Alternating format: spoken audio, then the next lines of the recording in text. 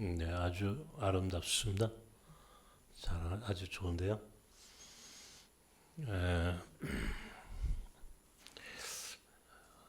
우리나라 대통령 연설문 중에 하나 기억나는 게 있었습니다. 기회는 공평하게, 과정은 정의롭게, 결과는 공정하게, 뭐 이런 얘기를 한번 들어본 기억이 납니다. 정확한지는 잘 모르겠습니다만은 대체로 이 공평, 정의, 또 공정 이런 말을 하면서 우리 사회가 좀 더 공정한 사회가 되도록 하겠다. 공평하고 정의로운 세상이 되도록 만들어 보겠다. 이런 다짐을 한 것으로 생각을 합니다. 여러분은 이 공정하다 혹은 정의롭다, 여러분 어떻게 생각하십니까? 공정한 세상, 평등한 세상, 정의로운 세상이 좋은 세상이라고 여러분 믿으십니까? 예. 아마 왜 오늘 그 설교하는 사람이 뜬금없이 대통령 연설문을 이야기했을까? 우리가 개천에서 용난다 하는 말을 과거에는 많이 썼습니다. 근데 요즘 들어서 개천에서 용 안 나온다라고 사람들이 믿고 있고 또 그런 말들을 합니다. 과거에 개천에서 용 나온다, 용이 난다라고 하는 말은 비록 어려운 환경 가운데 살더라도 자신이 능력이 있으면 얼마든지 사회적인 지위가 올라갈 수 있다라고 하는 그런 이야기를 하는 것이죠. 그런데 요즘은 결코 가난하고 힘없는 그런 연약한 그런 사람들이 이 세상에서 사회적 지위를 높은 지위를 얻는 것, 그런 사회적 상승을 기대하는 것은 어렵다. 이제 그런 이야기를 하는 겁니다. 지나간 주간에 제가 읽었던 아주 그 좋은 책 한 권이 있어 먼저 소개를 합니다. 이 마이클 샌달이라고 하는 이 하버드 대학교의 교수, 이 사람은 이 도덕 철학과 이 정치 철학을 가리키는 세계적인 학자입니다. 이 사람이 쓴 책 중에 공정하다는 착각이라고 하는 책입니다. 그 옛날에 정의란 무엇인가라고 하는 유명한 책도 있었는데, 제가 이 마이클 샌달의 그 책을 집어들고 아주 순간적으로 읽어버렸어요. 그리고 제가 그 안에서 사실은 오늘 여러분과 함께 이 이야기를 좀 해야 되겠다라고 하는 그런 강렬한 동기가 내 안에서 생겨난 겁니다. 과연 공정하다는 것, 평등하다는 것, 이게 오늘 우리가 살고 있는 이 세상의 모습인가? 이 마이클 샌달은 이렇게 이야기합니다. 미국 사람들도요, 우리나라 사람들보다 오히려 더하면 더했지 결코 덜하지 않은 이 대학 입시에 대한 강렬한 욕망이 있다라는 겁니다. 그래서 소위 미국의 아이비리그에 있는 아주 좋은 뭐 하버드나 예일이나 뭐 그런 프린스톤이나 이런 아주 좋은 대학교에 자식들을 보내려고 뭐 과외 공부는 물론이고 편법, 탈법, 온갖 방법을 다 동원해서 자신의 자녀들을 좋은 대학에 입학시키려고 한다는 겁니다. 하물며 돈이 많은 사람들은 기부금을 통하여 기부금을 내고 돈을 내고서라도 아이들을 좋은 대학에 입학시키려 한다는 겁니다. 왜 그런 현상이 일어나느냐 하면은 좋은 대학에 갔다라고 하는 것은 그만큼 많은 기회가 있다는 것이고, 그리고 무엇보다 좋은 대학에 들어갔다는 것은 그 좋은 대학을 다닐 만한 능력이 있다는 것을 입증한 것이다. 능력이 있다는 것을 보여주는 것이다. 그래서 능력이라고 하는 표현을 씁니다. 그래서 그것을 능력주의라고, 능력주의. 제가 이 능력주의라고 하는 말을 곰곰이 생각해 봤습니다. 여러분, 능력껏 내가 능력이 있어서 성공하는 거 누가 뭘 할 사람이 없어요. 그런데 정말 그 능력이라고 하는 것이 공정한 능력이냐 하는 겁니다. 뭐라고 샌달은 말하냐면, 실제적으로 미국의 아이비리그 아주 좋은 대학에 들어가는 사람들 가운데는 사회적 계급이 낮은, 경제적으로 어렵게 살아가는, 혹은 사회적 계급이 낮은 흑인이나 유색인종이나 이런 사람들이 들어갈 수 있는 확률이 불과 5%, 6%, 10% 미만. 그리고 거의 대부분은 돈이 많은 집안의 자녀들, 적어도 그 부모들이 그 대학을 나온 경우 여러 가지 방법을 통하여 SAT 점수를 높이고 그렇게 해서 그 대학에 들어가니, 그 대학에 들어가는 사람들의 대부분은 좋은 집안의 자녀들이다 말이에요. 가난한 집의 자녀들은 거의 들어가기가 어려운 것이 현실이고 지금 그렇다. 우리나라도 대학교에 대한 이 지금 입시가 한참 진행 중인데, 저는 그런 통계를 본 적이 있습니다. 적어도 우리나라에 있는 유수한 대학을 들어가는 그 대학교에 입학한 학생들을 쭉 추적해 보니까 옛날처럼 가난한 집 아이들이 들어갈 수 있는 가능성보다는 부잣집 아이들, 부모들이 사회적인 계급이 높은 사람들, 그러니까 공부를 잘한다, 그러면 좋은 대학 들어간다라고 하는 건 맞아요. 그런데 그 과정이, 거기까지 진행되는 일련의 과정이 이제는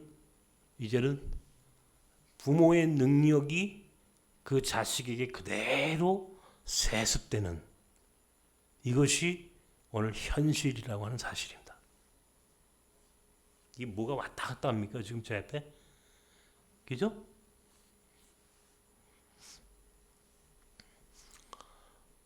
그러면서 공정하다는 것은 착각이라는 거예요. 한마디로 공정하지 않다는 겁니다. 우리 능력이라고 하는 말 많이 쓰잖아요. 능력 있어. 저 사람 능력 있어. 능력대로 살고 싶습니다. 그런데 과연 우리는 그 능력대로 살면 어떤 삶을 살까요? 정말 우리는 능력대로 산다고 할 때 우리는 정말 행복한 인생을 살 수 있는지 돌아봐야만 합니다. 저는 제가 이 설교를 준비하면서 나도 이제는 나이가 많이 먹었으니까 이제 뭐 그런 생각을 거의 갖고 있지 않습니다만은, 그럼에도 그렇더라고요. 사람들이 내가 어느 대학을 나왔는데, 내가 얼마나 공부를 잘했는데 하는 이야기를 나이를 먹어도 그것에 대해서는 늘 사람들이 어떤 자존감을 갖고 살아가는 것 같아요. 저도 한때는 1등이 되고 싶었습니다. 다른 사람보다 잘 나가는 인생을 살고 싶었습니다. 그래서 열심히 공부했습니다. 누구보다 먼저 앞장서서 앞서 나가고 싶었습니다. 신학대학교를 졸업할 때도 마찬가지고, 그래서 가장 먼저 목사도 되어봤고, 그것이 자랑거리는 아니지만 그래도 제 마음속에서는 내가 우리 동기들 가운데 제일 먼저 목사가 된 사람이야, 그런 이야기를 곧잘 하곤 했었습니다. 그런데 지금 시간이 흘러서 목사가 된 지 34년이 지났는데 돌아보니 나는 1등이 아니라 지금 꼴찌입니다. 꼴찌.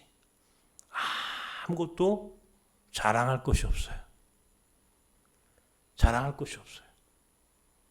제가 일찍 이주민 나그네 목회를 하면서 제 주변에 많은 목회자들을 봅니다. 이야기도 듣고 또 때로는 만나보기도 하고, 그런데 보면은요, 큰 교회 목사들끼리 모여요.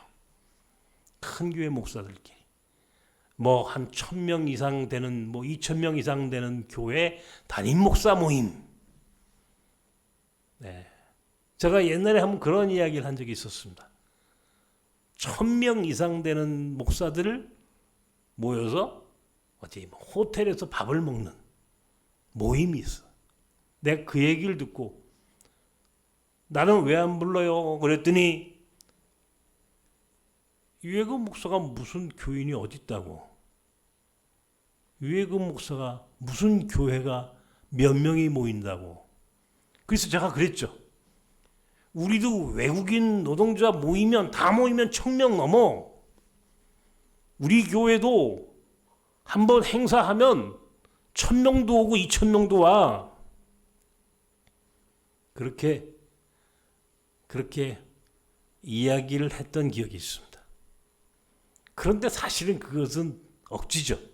그 사람들이 볼 때는 야, 참 뭐야, 저 찌질한 놈. 아마 그렇게 저를 바라봤을 겁니다. 어쨌든 나는 이제 더 이상 내 능력으로는 그들을 따라잡을 수가 없습니다. 매주일 모이는 교인의 숫자가 몇 명이고 헌금이 얼마고 자기들끼리만의 카르텔이 형성이 되고 그들끼리 놀러 다니고 그 사람들끼리 골프장에서 골프를 친다는 얘기를 들었습니다. 저는 이제 그 사람들이 모이는 근처에는 이제는 도저히 가볼 수도 없는 너무나 작고 미미한 목회자로 살아갑니다. 뿐만 아니라 이제는 육신의 고통이 이제는 더 이상 그들과 어울릴 수도 없을 만큼 극에 달해 있습니다. 보이지 않기 때문입니다. 이렇게 비루하고 비참한 목회자로 살아갈 줄은 나 자신 정말 몰랐습니다. 능력대로 산다라고 하는 것이 참 좋은 것인데 나는 이제 그 능력대로 살 자신이 없습니다. 능력대로 산다는 말을 곰곰이 생각해 보았습니다.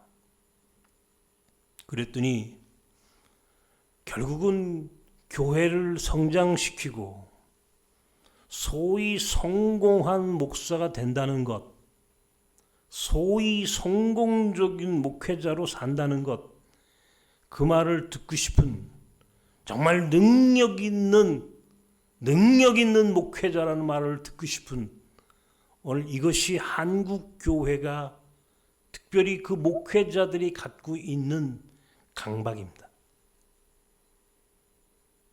저는 이제 그런 측면에서는 능력도 없고 이제 밑바닥 가장 미미하고 낮은 곳에 머물러야만 하는 그런 운명적인 인생을 살 수밖에 없는 존재입니다. 그러면 나는 어떻게 살아야 합니까? 나는 어떻게 살아야 합니까?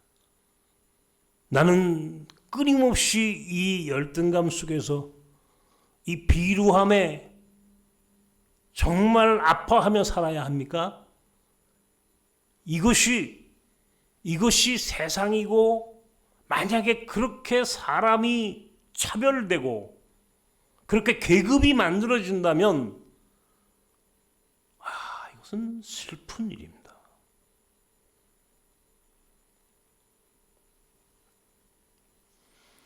교회가 하는 말이 있습니다. 믿는 사람들끼리 하는 말이 있습니다. 소위 좋은 대학에 들어가야 하나님이 기뻐하신다 하는 표현입니다.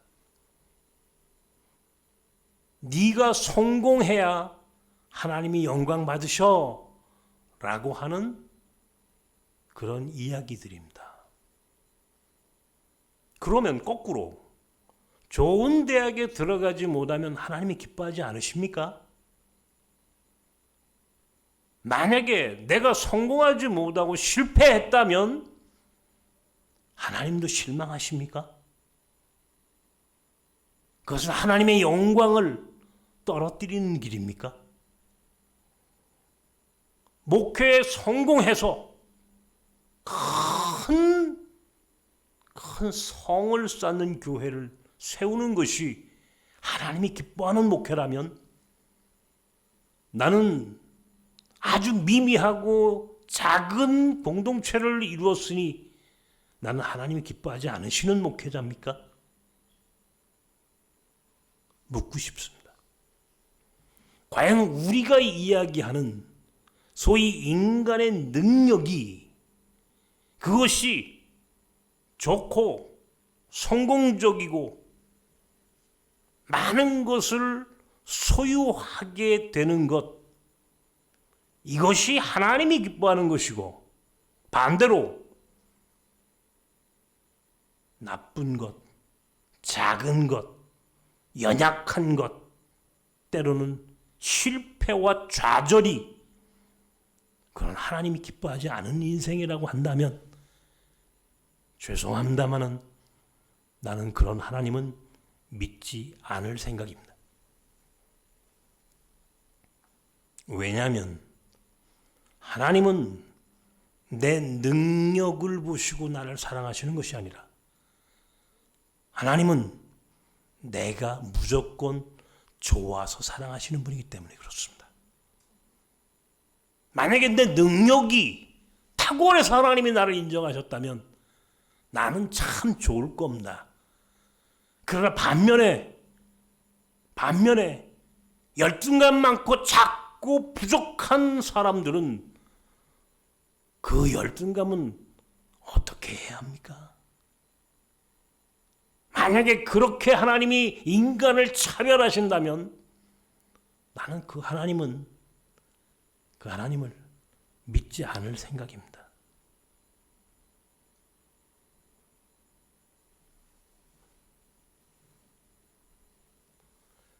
나는 아들이 둘 있습니다.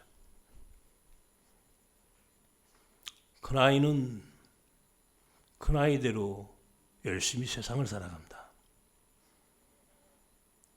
일주일에 한두 번 큰아이하고 밥을 먹다 이야기를 듣자면 어떤 때는 참 기분이 좋습니다. 왜냐하면 직장에서 인정받고 존경받고 때로는 다른 사람들보다 앞서간다는 이야기를 들으니 아비로서 참 기분이 좋습니다. 그런데 그 옆에 우리 작은 아들이 앉아 있습니다. 나이가 33살입니다. 그런데 우리 작은 아들은 여러분도 아시다시피 아주 약한 아들입니다. 그 아이가 할 수 있는 것은 별로 많지 않습니다.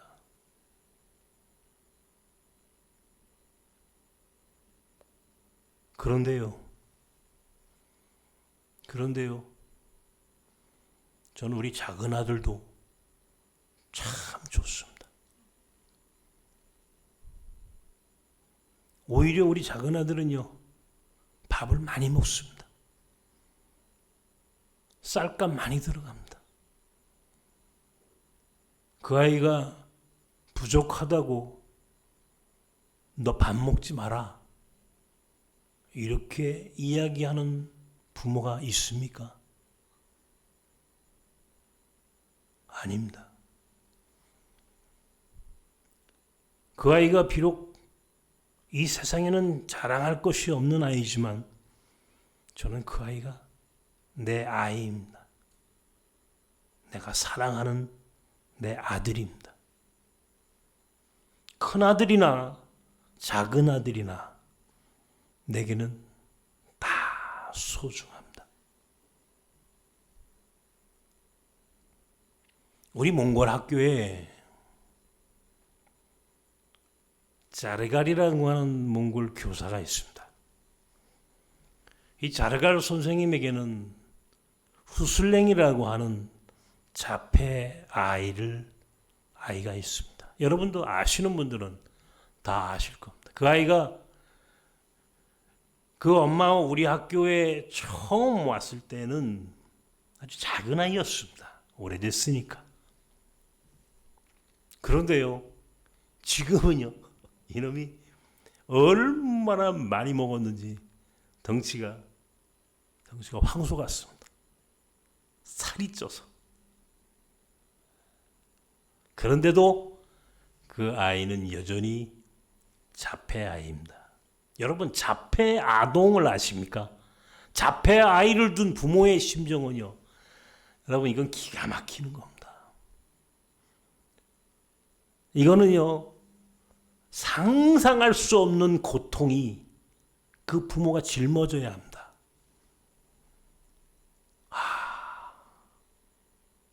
얼마 전에 저 아래 가게 주인이 우리 학교를 찾아왔습니다. 마침 내가 교무실에 있는데 와서는 후슬랭이, 이 아이가 자폐 아이가 와서 아무거나 가져가는 겁니다.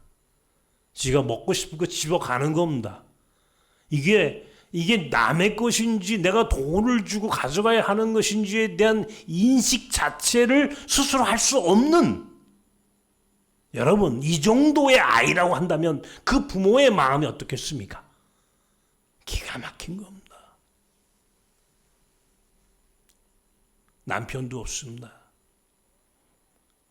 자폐 아이 하나를 키우는 그 자르갈이라고 하는 우리 몽골 교사는 제가 늘 볼 때마다 마음을 짠하게 아프게 하는 참 그런 교사였습니다. 근데 이 아이가 갑자기 또 허리가 아픈 겁니다. 허리가 아파서 이 아이가 자기 의사를 제대로 표현하지 못할 만큼 이게 심각한 자폐 아이가 허리가 너무 아픈 겁니다. 살이 쪄서 그랬는지 허리 수술을 하지 않으면 안 되는 아주 긴급한 상황이 되었습니다. 거기다가 아이가 혈압이 높이 올라가서요, 병원에서 의사들이 깜짝 놀라는 일이 벌어졌습니다. 한국에서 몽골 아이를 둔 어머니가, 자폐 아이가 병원에 가야 하는데, 여러분, 이 정도가 되면요, 참 가슴 아픕니다. 돈도 많이 든다고 합니다. 전태도 연락이 왔습니다. 몇백만 원이 드는데 그거를 반으로 줄였는데도 몇백만 원이, 많은 돈이 들어가는 거예요. 돈도 돈이지만 그 자폐 아이를 어떻게 해야 합니까, 여러분? 수술을 했습니다. 혈압이 올라가가지고 그 병원에서 치료를 못하고 다른 병원으로 또 옮겨야 했습니다. 그 엄만 자르갈 선생님은 이리 뛰고 저리 뛰고 그것을 바라보는 저는 어떤 마음이었겠습니까? 병원비를 좀 도와야지 생각을 하고 있었습니다. 근데 연락이 왔습니다. 우리 교회에 어느 집사님이 돈을 좀 내셨습니다. 자르가를 아는 사람들이 십시일반 돈을 모았습니다. 눈물을 흘리면서 감사하다고 그리고 하는 말이 하나님의 은혜라는 말을 씁니다. 하나님의 은혜. 이 설교를 준비하다가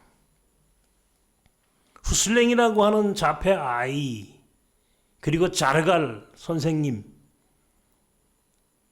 그 고통스러운 순간에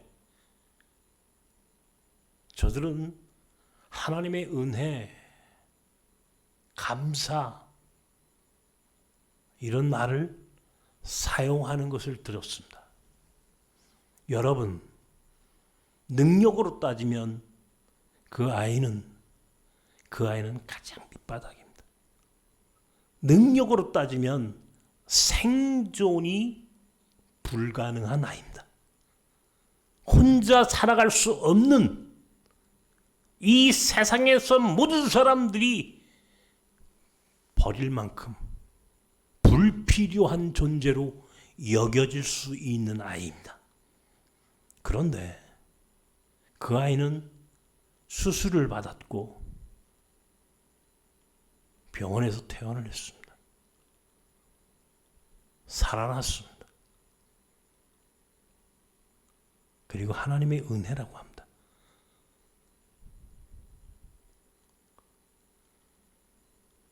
우리가 무엇으로 사는가? 오늘 바울 사도가 나는 하나님의 은혜로 산다. 하나님의 은혜로 산다.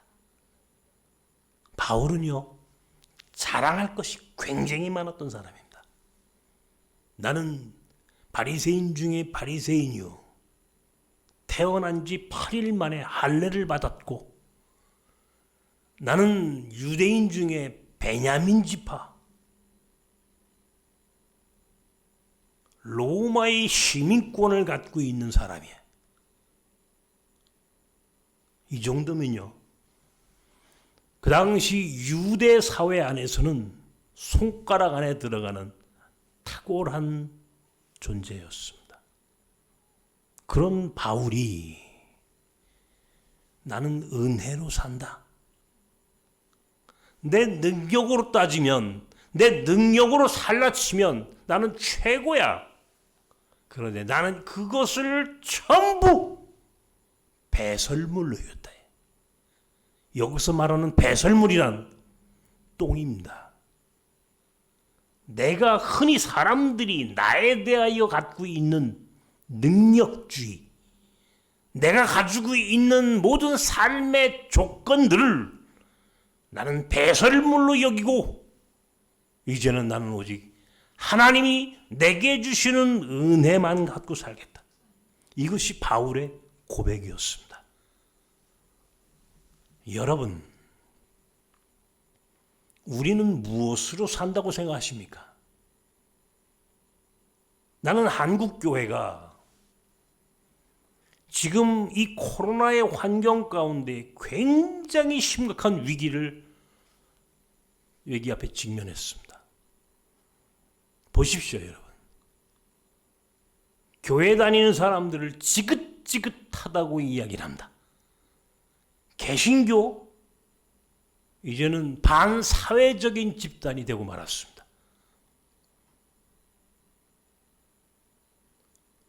어떻게 이렇게 추락할 수 있습니까? 이건 굳이 제가 설명하지 않아도 여러분들이 이제 예수 믿는다고 교회 다닌다고 말하는 것이 부끄러울 정도로 우리는 지금 그렇게 몰락해 가고 있습니다. 그런데 왜 이런 일이 벌어졌는지 아십니까? 왜 대면 예배를 드려야 되겠다고 고집을 피우며, 왜 저 인터콥이라고 하는 선교단체는 이 와중에 수백 명, 수천 명이 모여서 선교한다고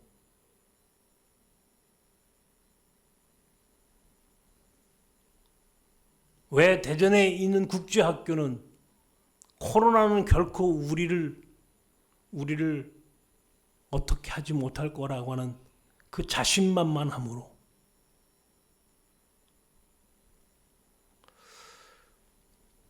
이 안에는 하나의 맥락이 숨어져 있습니다. 그것은요, 율법주의입니다. 율법주의. 자기의입니다. 자기의. 내가 얼마나 능력이 있는 사람인데, 내가 얼마나 똑똑한 사람인데, 우리는 달라 하는 바리새적인 그런 생각들이 가득 차 있었기 때문에 결국 능력주의, 소위 율법주의의 오만이 한국교회를 지배하고 있었던 겁니다. 바벨탑을 세웠습니다.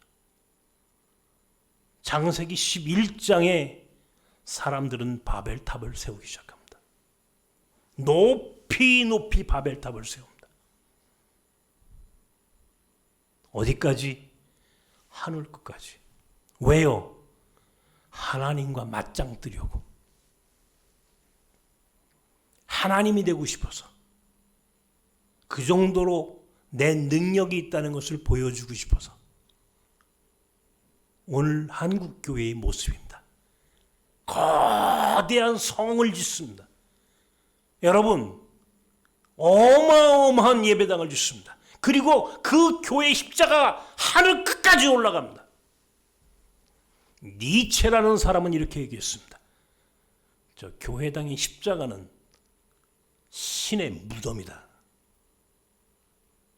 그런 비아냥을 들었지만 우리 한국교회는 조금도 까딱하지 않았습니다. 더 큰 예배당, 더 웅장한 교회, 끝없이 올라가는 바벨탑과 같은 십자가를 올리는, 그래야만이 목회 성공한 목사가 되었다고 존중받고 위로 올려 많은 사람들에게 추앙받는 목회자가 되려면 교회를 크게 져야 하거든요. 교인이 많아야 하거든요. 왜? 자기의 능력이 강한 것을 보여줘야 하니까. 내 능력이 이 정도야. 내 능력을 보여주는 것은 교회의 크기, 교회 예배당의 크기, 헌금의 많음, 이것이 한국교회 목회자들이 가지고 있는 기본적인 의식입니다. 그리고 신학교에서 우리는 그것을 보고 배웠고 그런 목회자가 되려고 합니다. 하나님이 보다 못해 바벨탑을 흩어놓으셨습니다. 바벨탑을 쌓던 사람들을 흩어놓으셨어요. 창세기 11장을 보십시오. 한번 보십시오. 읽어보십시오. 시작.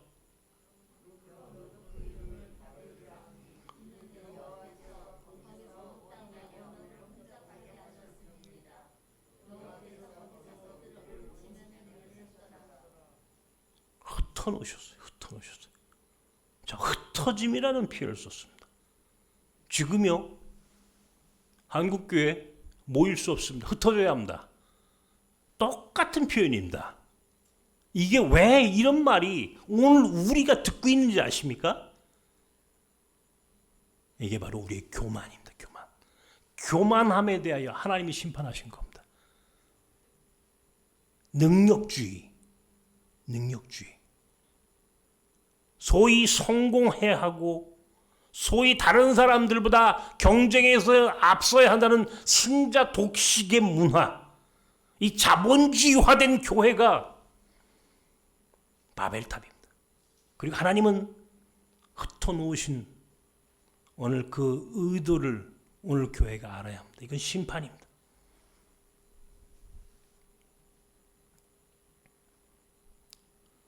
요한복음 1장 12절을 함께 읽어봅시다. 시작.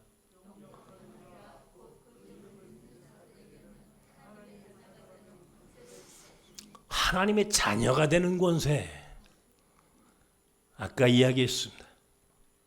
하나님의 자녀가 되니까는요, 내 능력과 관계없이 살게 된다. 내 아들이, 우리 작은 아이가 아무리 부족해도 내 자식입니다. 내 아들입니다. 내 아들이 된 한 나는 그 아이를 굶길 수 없습니다. 그 아이를 먹이고 입히고 사랑하고 재우고, 그 아이가 능력이 없어도 후슬랭같이 좌패아동일지라도 부족한 사람일지라도 우리의 능력으로가 아니라 하나님의 자녀가 된 권세가 바로 이런 겁니다. 우리는 하나님의 자녀가 되었으므로 살아가는 거예요. 내 능력이 좋아서 살아가는 게 아니라 이런 얘기예요. 내 능력이 탁월해서 사는 것이 아니라 하나님의 은혜가 나를 살게 하는 거예요. 말을 마칠 겁니다. 하나님을 생각해 봤습니다. 하나님은 정말 어떤 분이실까? 아까 이야기했던 것처럼 만약에 내 능력으로 이야기하면 나는 이제 아무것도 못합니다. 아무것도 못합니다. 할 수 있는 게 아무것도 없습니다. 너무너무 감사합니다. 나는 아무것도 할 수 없어요. 정말이잖아요. 나 같은 이 핸디캡이 정말 누구에게 설명하는 것조차 괴로운 이런 내 조건을 가진 내가 나는 살 수 없습니다. 그런데 하나님이 날 살려주세요. 하루하루 또 오늘도 힘주셔서 또 그렇게 일하게 합니다. 문득 우리 공동체를 생각해 보았습니다. 참 재미있는 공동체예요, 여러분. 우리 공동체가요, 우리 공동체에 같이 일하는 우리 사역자들, 내가 우리 사역자들 절대 폄훼하는 게 아닙니다. 나 우리 공동체에 속한 모든 우리 사역자들 내가 참 좋아합니다. 그런데 그럼에도 불구하고 솔직히 인간적으로 다 연약한 사람들입니다. 나부터. 그렇지 않습니까? 담임 목회자인 나부터 어디 세상에 내보십시오. 나 같은 목사 거들떠도 안 뽑는다.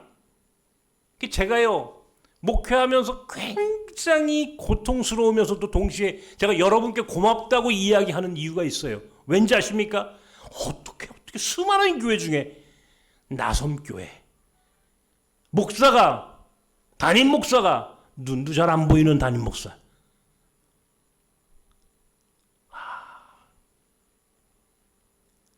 이런 말 하는 것조차 참으로 괴롭습니다. 그런 교회를 여러분이 오셨어요.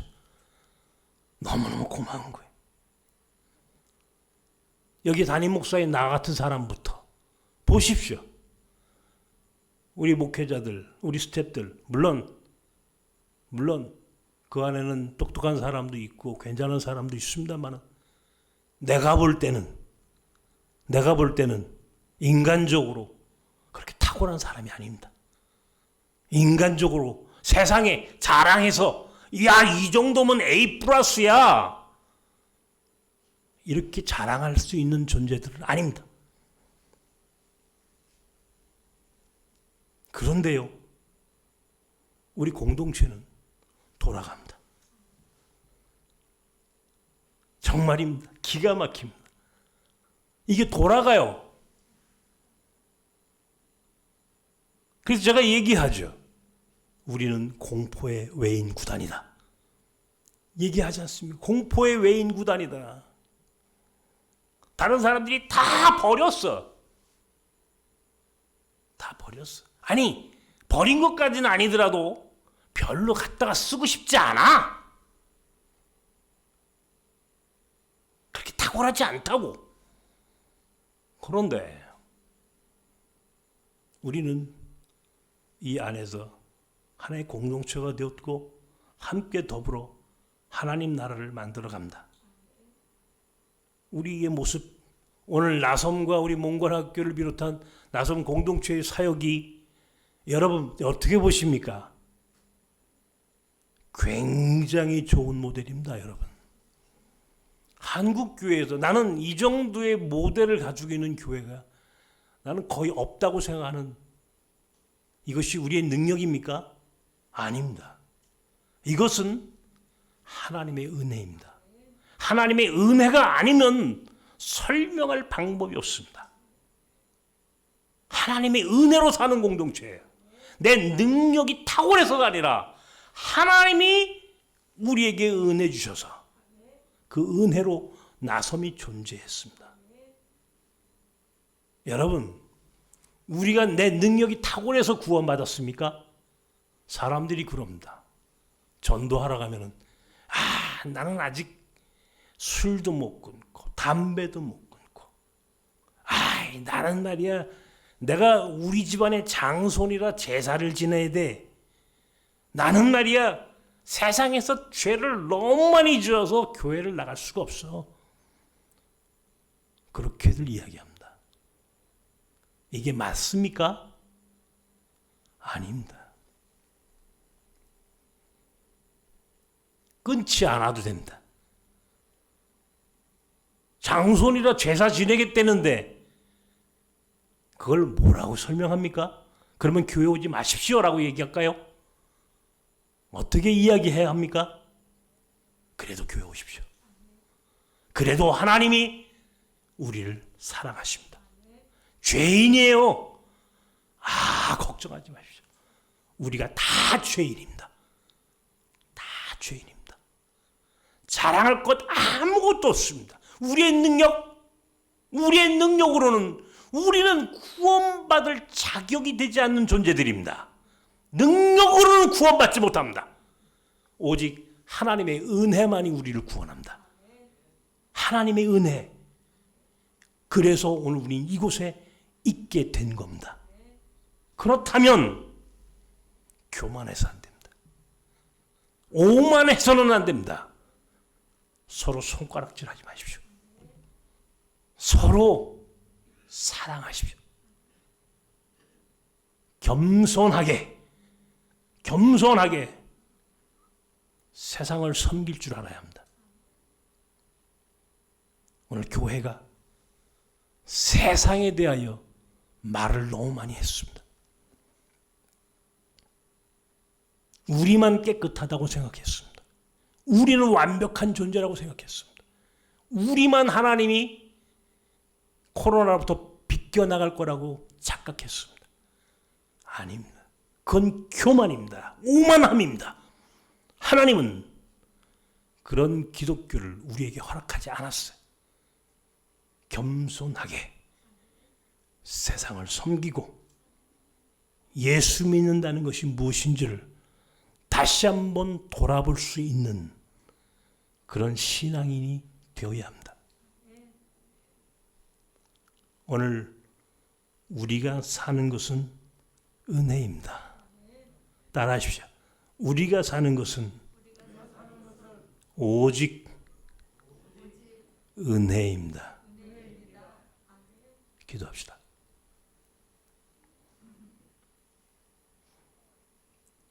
이 시간 함께 내 능력대로 사는 게 아닙니다. 세상은 공정과 정의를 말하지만 그러나 그건 착각입니다. 그거는 착각입니다.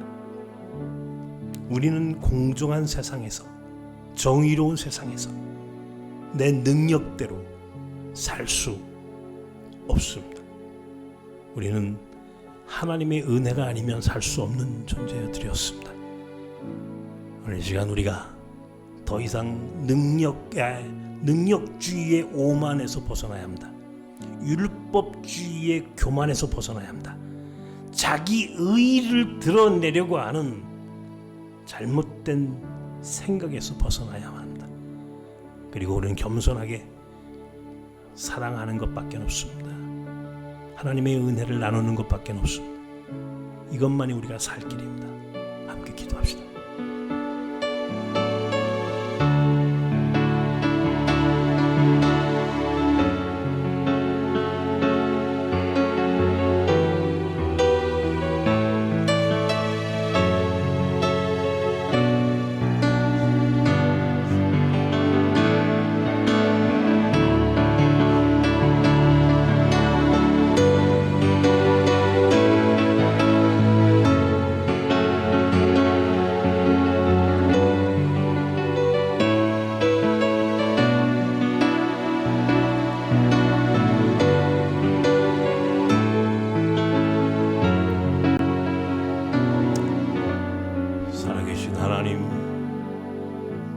세상은 자꾸 능력대로 살라 합니다.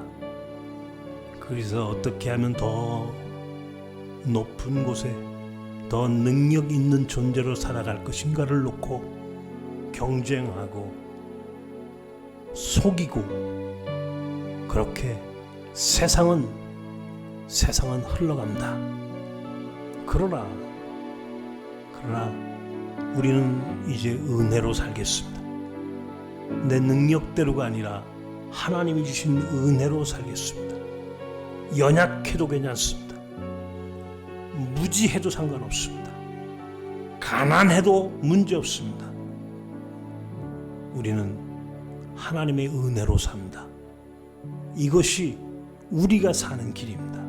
그러므로 오만하거나 교만하지 않게 하시고 겸손하게 하나님의 은혜를 받은 사람들로 서로 섬기며 사랑하며 세상 가운데서도 이제 더 이상